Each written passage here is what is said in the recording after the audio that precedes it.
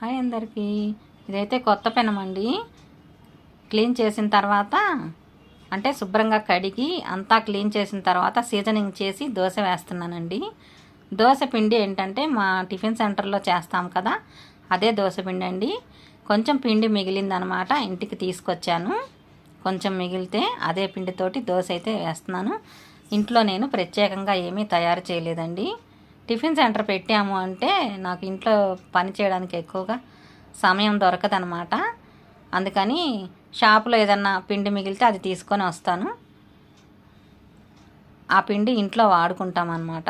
అలాగే దోశ వేసి చూపిస్తున్నానండి ఈ కొత్త పెనం మీద. ఇది పప్పుల పొడి అండి, చాలా బాగుంటుంది. ఇది కమ్మగా ఉంటుంది అన్నమాట ఈ పొడి వీడియో కూడా ఉందండి మన ఛానల్లో, చూస్తే చూడండి. చాలా టేస్ట్గా ఉంటుంది అన్నమాట. దోశ మీద వేసుకుంటే